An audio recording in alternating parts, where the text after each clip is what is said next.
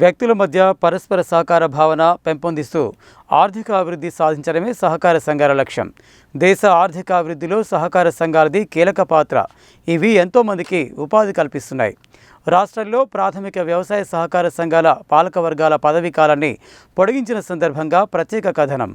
వ్యక్తులందరూ కలిసి ఒక సమూహంగా ఏర్పాటు చేసుకునేదే సహకార సంఘం. సహకార సంఘాలు స్వతంత్ర ప్రతిపత్తి కలిగి ఉన్నప్పటికీ అవి సహకార చట్టానికి లోబడి పనిచేయాల్సి ఉంటుంది. భారతదేశంలో 1912లోనే సహకార సంఘాల కార్యకలాపాలు ప్రారంభమయ్యాయి. నల్గొండ జిల్లాలో 2918 సహకార సంఘాలు ఉన్నాయి. ఇందులో 1913 పరస్పర సహాయ సహకార సంఘాలు కాగా 1005 సహకార సంఘాలు ఉన్నాయి. ఇందులో మత్స్య సహకార సంఘాలు 177, చేనేత సహకార సంఘాలు 25, సిల్క్ చేనేత సహకార సంఘాలు 13, వ్యవసాయ సహకార సంఘాలు 43, కల్లుగీత కార్మిక సహకార సంఘాలు 65, గొర్రెల సహకార సంఘాలు 499 ఉన్నాయి. ఇవి కాకుండా ఉద్యోగుల సహకార సంఘాలు, లేబర్ కాంట్రాక్ట్ సహకార సంఘాలు, కోఆపరేటివ్ బ్యాంకులు తదితర సంఘాలు కూడా ఉన్నాయి. పరస్పర సహాయ సహకార సంఘాలలో మహిళలు ఏర్పాటు చేసుకున్న డ్వాక్రా సంఘాలు ఎక్కువగా ఉన్నాయి. సహకార సంఘాలలో చాలా వరకు రికార్డులలో మాత్రమే నమోదై ఉండగా వాటిలో క్షేత్రస్థాయిలో కార్యకలాపాలు ఏమాత్రం జరగడం లేదు. సహకార సంఘాలలో ప్రధానంగా చెప్పుకోవాల్సింది వ్యవసాయ సహకార సంఘాలు. వీటి పదవీ కాలాన్ని తెలంగాణ రాష్ట్ర ప్రభుత్వం ఇటీవలనే మరో 6 నెలలు పొడిగించింది.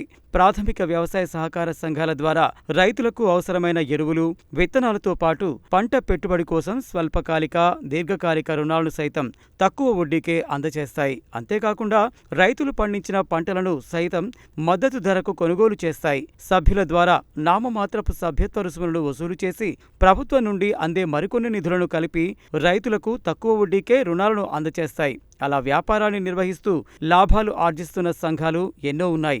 అయితే నిర్వహణ లోపంతో నష్టాలలో నడుస్తున్న సంఘాలు కూడా కొన్ని ఉన్నాయి. ఇచ్చిన రుణాలను సకాలంలో వసూలు చేయకపోవడం, ఆర్థిక నిర్వహణలో లోపాల కారణంగా అవి నష్టాల్లో ఉన్నాయి. మెరుగైన నిర్వహణ, ఆర్థిక క్రమశిక్షణ, సకాలంలో రుణాలు వసూలు చేసిన సంఘాలు మాత్రం ఆర్థికంగా పరిపుష్టం సాధించాయి.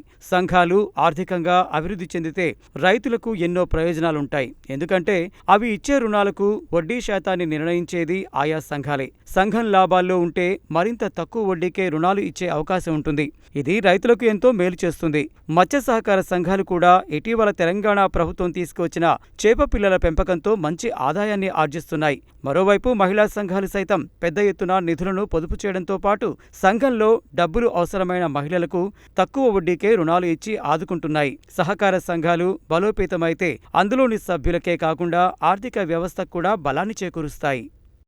రాష్ట్ర ప్రభుత్వం రైతులకు సేవ చేయడం కొరకు ప్రాథమిక వ్యవసాయ సహకార సంఘాల పాలకవర్గానికి మరో 6 నెలలు పదవి కాలాన్ని పొడిగించినందుకు రాష్ట్ర ముఖ్యమంత్రి గారి రేవంత్ రెడ్డి గారికి, అదేవిధంగా మన జిల్లా మంత్రివర్యులు కోమటిరెడ్డి వెంకరెడ్డి గారికి, వ్యవసాయ శాఖ మంత్రి తుమ్మల నాగేశ్వరరావు గారికి ప్రత్యేక ధన్యవాదాలు తెలియజేస్తున్నాం.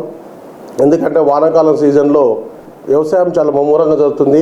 ఇటువంటి టైంలో పాలకవర్గాలు ఉన్నట్టయితే రైతులకు ఎరువులు కానీ మరియు క్రాప్ లోన్లు కానీ సరైన టైంలోకి ఇవ్వడానికి వీలవుతుంది. ఎందుకంటే ఇవన్నీ ఇవ్వడంతో రైతులు కూడా ఎలాంటి ఇబ్బంది పడకుండా పంట పొలాలకు పండించుకోవడానికి చాలా సులువుగా ఉంటుంది. ఇవన్నీ ఆలోచించి ప్రభుత్వం మళ్ళీ పాలకవర్గానికి 6 నెలలు ఇచ్చినందుకు ధన్యవాదాలు తెలియజేస్తున్నాం. అదేవిధంగా మన నల్లగొండ గొల్లగూడెం సంబంధించిన PICSకు మనం రైతులకు క్రాప్ లోన్లు 11 కోట్ల వరకు ఈరోజు వరకు ఇవ్వడం జరుగుతుంది.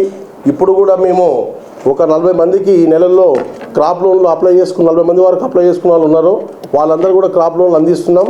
రేపు సోమవారం నుంచి కూడా వాళ్ళ అకౌంట్లలో పైసలు పడుతున్నాయి.